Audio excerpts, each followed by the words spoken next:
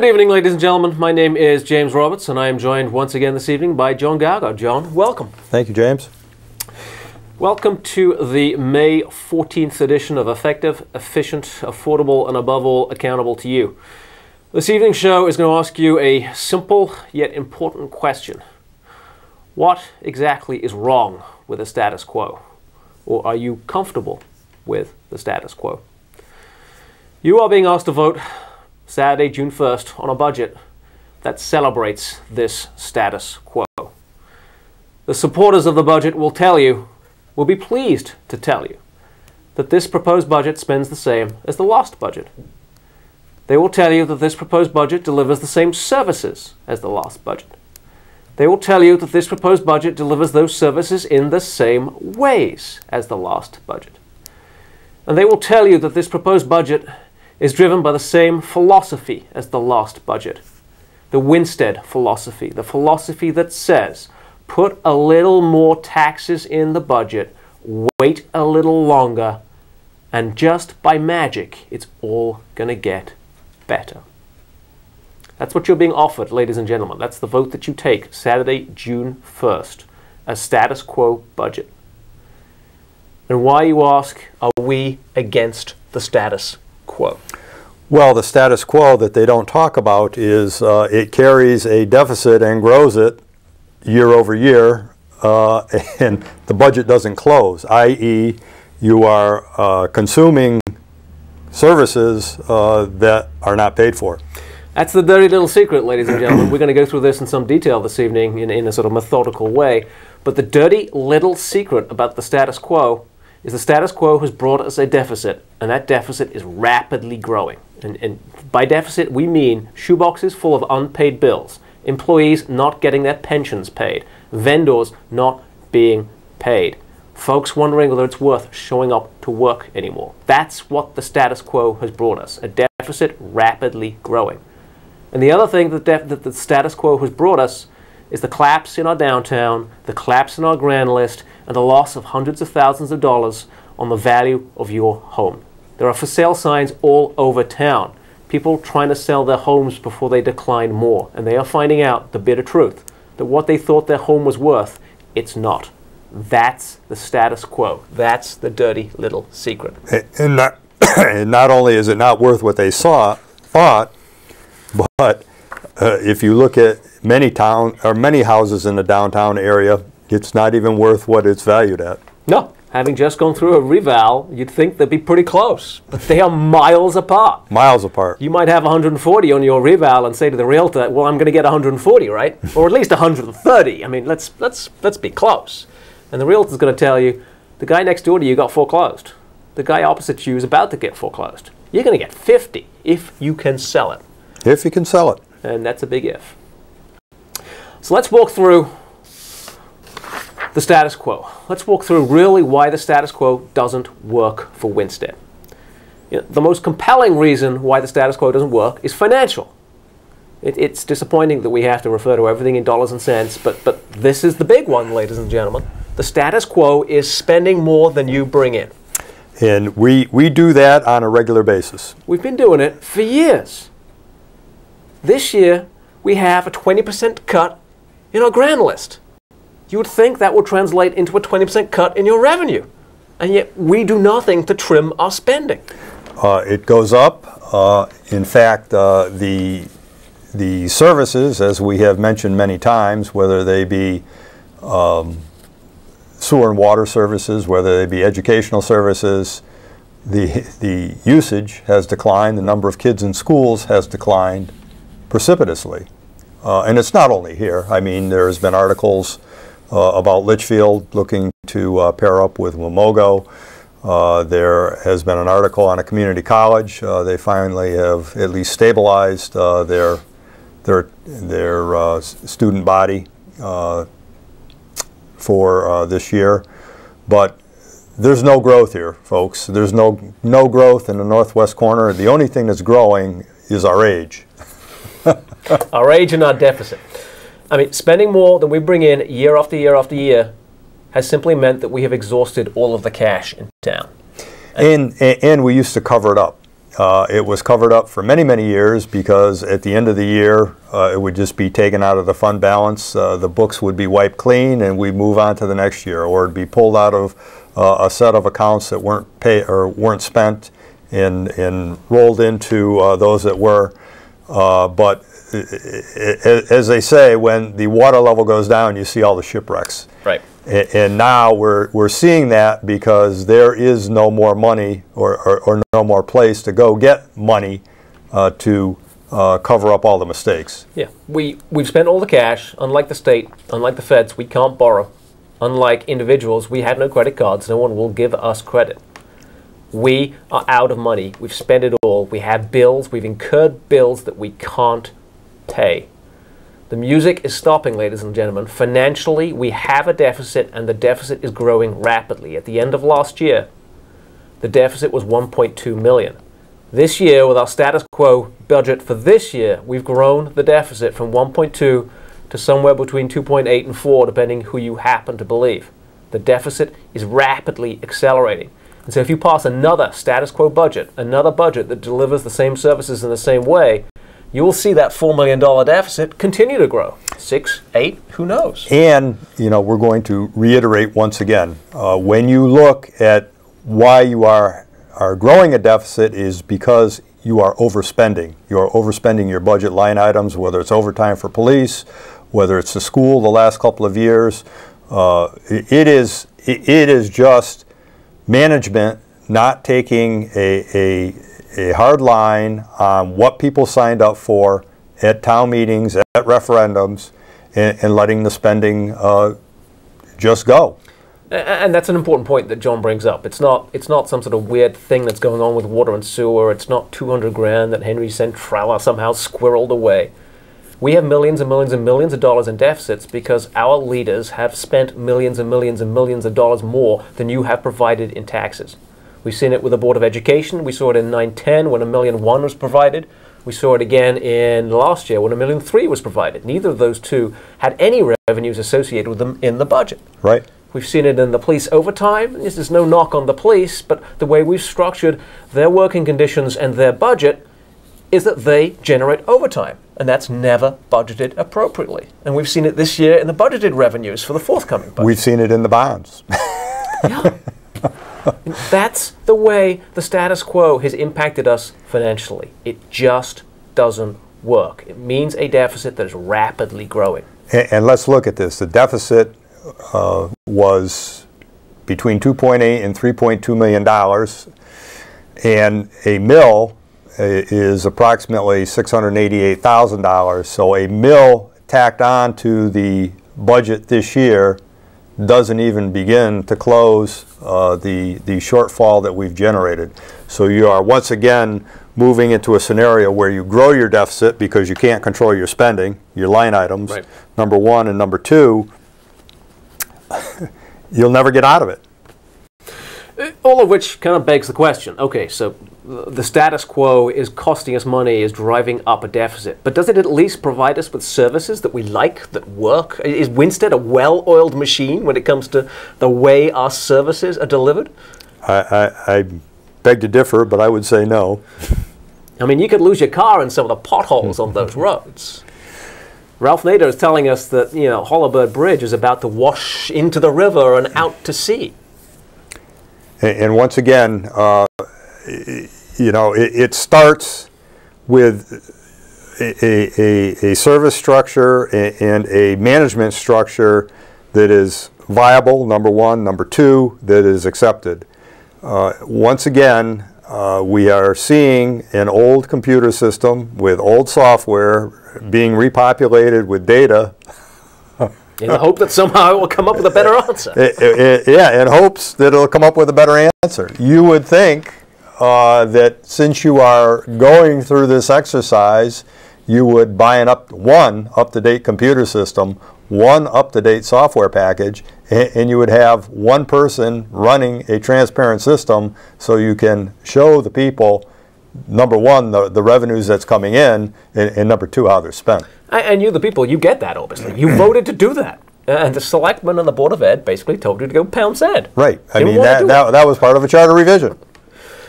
So, operationally, does this work? No. The roads are in horrible shape. The bridges, maybe or maybe not in horrible shape, but they're probably not. Our schools, it's not a good thing to be cited as one of the worst 30 school districts in the state. Foreclosures rampant, that's not a good thing. Empty buildings foreshadowing Main Street, not a good thing. Having a selectman sitting in an empty, polluted business, telling you he's going to put a bakery in there? Well, what craziness is this? Operationally, the status quo isn't working. Things are getting worse. Every year, things are getting worse. And the promises that get made to us as to how this is going to get fixed get more extravagant every year. Yeah, I mean, it's just a bigger lie. Politically, does the status quo work? Do you think we have a smooth operating political structure here? Do people agree? There's consensus? Well, I tell you, every town around us runs under state statute with a three-person selectman board. Now, they seem to do it a hell of a lot better than we do. Every other town manages to figure out how to construct a budget that works. Every other town manages to figure out how to get an audit on time. Every other town manages to figure out that if the people would like you to combine functions, you do it. You don't just say thank you, but no thank you. And this is the deal. I mean, the superintendent and the school individuals were on last night, and it came down to, I thought, a lot of time on something that was sold to the people a while back with the move to Gilbert that we were going to close a school. And there was much more debate there on why we can't do it. The number of kids are down. The hard and fast thing is this is 2/3 of the budget. The education portion is 2/3 of the budget. If you don't want to close a school, you better figure out where you're going to take money out of your budget, because that's coming. I mean, there's no way around the problem without a significant give back from the Board of Education. Absolutely. I mean, they are too big a portion of the budget to be able to sit back and say, not our problem, we can't participate. The Board of Education is... And that's what I got out of last night's program, is that, we can't do anything. Right. The Board of Education somehow needs to get out of this view that they operate in a vacuum, that everything that they do is somehow for the benefit of some notional educational mission. No, the Board of Education is there to represent the community in those matters that affect the community's schools. And that's the bottom line. The Board of Education is accountable to the community for the conduct of the educational part of our budget. We got to make it work in line with the community's financial resources and with a view to attaining the community's desires as to how the kids get educated. Being the bottom 30 in the state, not a good outcome. Being chronically unable to come up with a budget that works, not a good outcome. Sheltering behind state law to say we cannot cut ever in any way, not a good outcome. It's going to be restructured. Whether we do it voluntarily, we sit down and we go through this and we pick and choose the services that are needed, we pick and choose the buildings that are needed, we pick and choose the reservoirs that are needed, and we start paring back on way too much capacity. I mean, we have too much capacity in everything we have here. The last two things I'll say about status quo government, status quo politics. It's the status quo that has led our government basically to lie to us. It's the status quo that has led our town manager for months and months and months to say there was no deficit. None at all. No deficit. Until finally he had to accept there was a deficit. It's the status quo, it's status quo politics that led the town manager to say that putting $1 million into the fund balance, putting $700,000 into the fund balance would somehow overnight cure both our credit profile and pay off $4 million in unpaid bills. These are simply untruths. $1 million is $680,000. And it's not just that they lie to us, ladies and gentlemen, but they make really dumb decisions. Putting $600,000 into new shrubbery on Main Street is not going to help a single Main Street business. Putting that same $600,000 into downtown revitalization, getting single-family, middle-class families into single-family homes, renovating those homes, getting people on the street spending money, that would help. That would help. But that's not what we do. telling you that it's easier to grow the deficit and cheaper to grow the deficit than to fix the deficit, a really dumb idea. But that's where status quo politics have gotten us. Telling you, no, no, no, there's no deficit, and when they finally accept there is a deficit, that it's easier and cheaper to grow it. It's easier and cheaper to tell the employees, come to work, but we might not actually be able to pay you. Come to work, but we may not put any money in your pension fund. Come to work, but the insurance company is going to cut off your health benefits. That's a great answer right there. The status quo just doesn't work. It's a deficit, a growing deficit. A growing deficit that you have to attack. And the only way to attack it with a declining grand list and a declining revenue base is you have to restructure the services, you have to get smaller, and you have to go forward. Those are the basic principles that we need to adhere to. We got to pay the bills we already have. We got to pay the past bills, because without that, nothing is workable. And then we've got to restructure so that we can be confident that we will have a budget that actually pays the bills that we will incur next year. Next year. And a budget that we can build on in the following years, that we know that our bills will be sustainable into the following years. And we need a budget that actually reinvests in downtown. We have to reverse the decline in our grand list, the decline in downtown. And we've talked about this at length, but what does this mean in a family analogy? You know, the hypothetical Winstead family, they're sitting at the kitchen table, times are tough, taxes are high, they're out of cash, they've maxed out the credit cards, they finally say, we have to downsize. We put the house up for sale, but it doesn't sell. And the realtor says, you got to fix up the yard. And you say, I don't have the money to fix up the yard. And the realtor says, you got to find the money, you got to change the way you spend your money so that you can make some savings, pay off your bills, and fix up the yard. And you get religion, and that's what you do. You change the way you spend your money, you free up cash, you pay off all of those bills, you dig up the concrete in your yard, and you fix it up, and your house sells. And you move into a smaller house, and you save money, and your kid goes to Harvard, and he becomes the next president of the United States. That's the American dream, ladies and gentlemen. That's it. That's American initiative. You figure out what the problem is, and you fix it. And you expect your government to help, not to stand in your way and to lie to you and to make really dumb decisions. That's what we have to do. We have to recognize that we have bills that we need to pay. We have to recognize that we need to restructure our services. We've talked about this so many times. You know, whether it's closing a school, whether it's a single finance department, whether it's... You know, whether you have a 6 million gallon a day water filtration plant and you're probably now using, you know, less than 800,000 gallons a day. I mean, you have to find something to do with the capacity or you have to shut the capacity down. Right. We've talked about it. Not all of these mechanics, not all of these things we've talked about will be palatable. Not all of them will be easy. And, you know, Ken and Glenn and some of their programs have shown you what Canton did.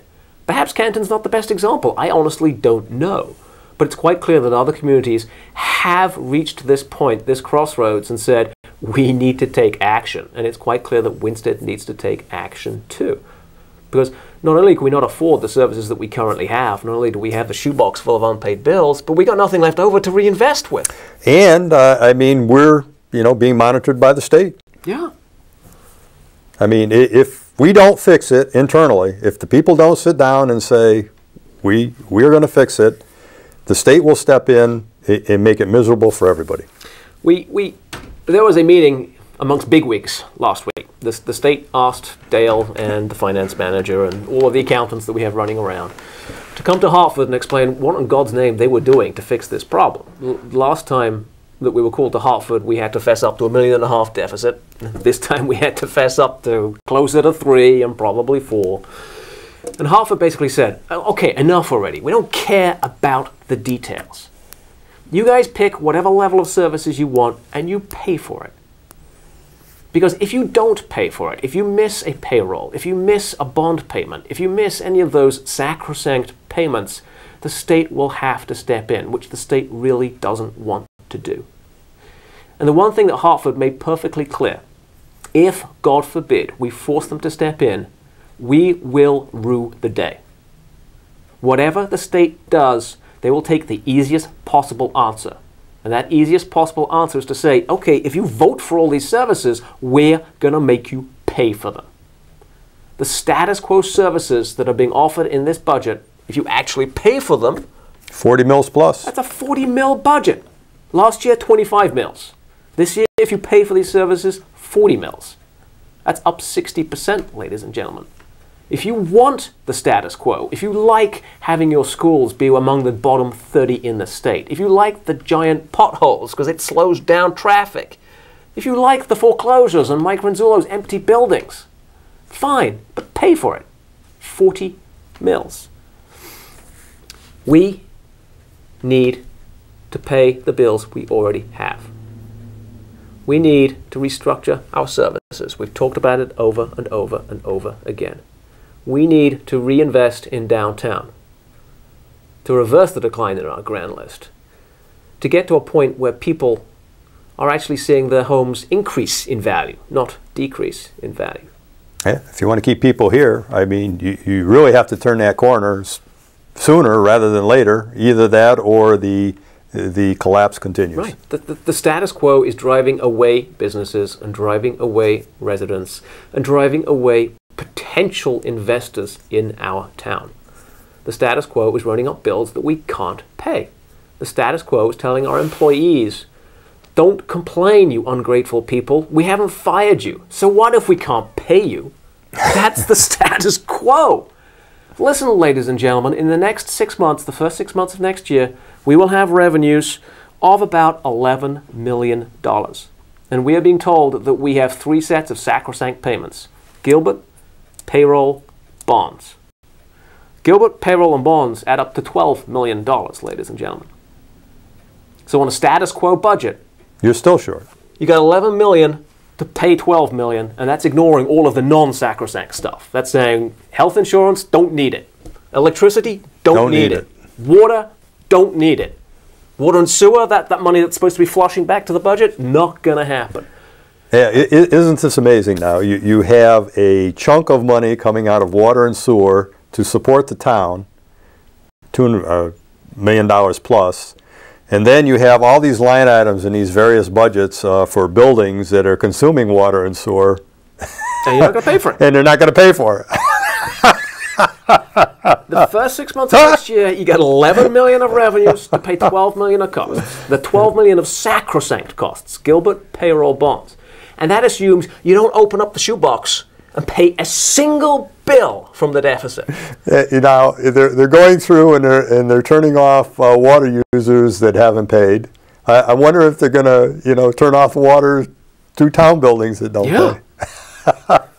That's what the status quo is.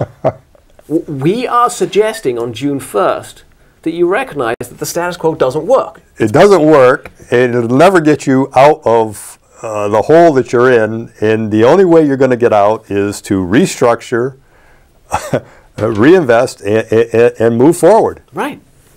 And that's the simple truth. I want to go off on one tangent here in the last couple of minutes of this program. Big development in state politics this week was Kevin Lembo, the state controller, saying, good news, the deficit isn't as bad as we thought it was. We're actually going to get some more revenue. From people that died. From people that died. Now, do we see the governor running around saying, good news, I fixed the deficit because I raised taxes? No. He's saying, good news, we're getting more revenue because people got richer. They died and their estates were up in value. And this is the critical thing, ladies and gentlemen, that doesn't seem to make it all the way out to Winstead. Winstead, the value goes down and government says, I need the same revenue. Everywhere else, the value goes down and government expects less revenue. Just as everywhere else, value goes up, you get richer and you expect more revenue. At the end of the day, what drives taxes is not whether you got richer or whether you got poorer, but what happened to tax rates. Governor Malloy understands this. He doesn't seem to understand much else about taxes, but he understands that what drives taxes is tax rates. And when your wealth goes down, government gets less. It's that simple. And that's the rule that Winstead won't learn. That's it. That's it in a nutshell. We have less money to pay to government.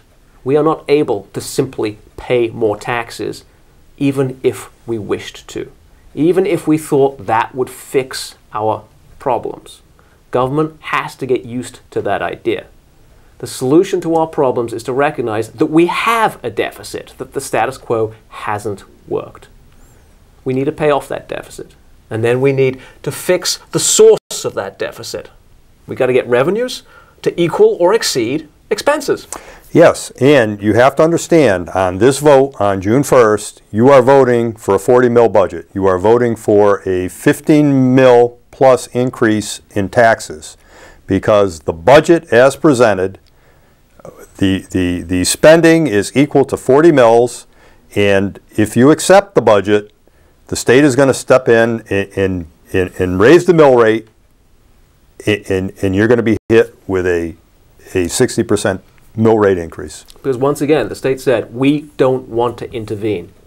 But if you're going to go bankrupt, if you're going to miss your payroll, if you're going to miss your bond payments, we will intervene. And we will be as brutally painful as we need to be to balance the books. We don't care about the little lady in town hall, and we don't care about the person who drives the snowplow. We don't care about any of that. All we care about is, are the books balanced? Are the bonds getting paid? Is payroll being paid? Can we avert the embarrassment of a bankruptcy? And that means the bills will have to be paid, all 40 mils of them. And if you want a 65% increase in your taxes, and you like the current rate of services, then that's going to be the answer for you. You're going to vote yes for the budget. And if you don't, you'll vote with us, with James and myself and many other people, and you'll vote no on June 1st. And you'll do so in a way that sends an unmistakable message back to your Board of Selectmen that says, you need to pay the bills, you need to restructure the expenses, and you need to reinvest in our town. Because we are tired of losing tens or hundreds of thousands of dollars on the value of our homes. And we are tired of you responding to that loss of value by saying, just pay more taxes. We don't care that you lost value on your homes. We need your money, people, because we want to spend more. We're tired of that. Send the message, ladies and gentlemen, and vote no. With that, we will say good night, and we will see you next week. We have 2 more weeks, I think, before the referendum. Yes. And we hope that the message is beginning to get out there. The status quo doesn't work. Well, we have 2 weeks to convince everyone of that. Thank you. Good night, ladies and gentlemen.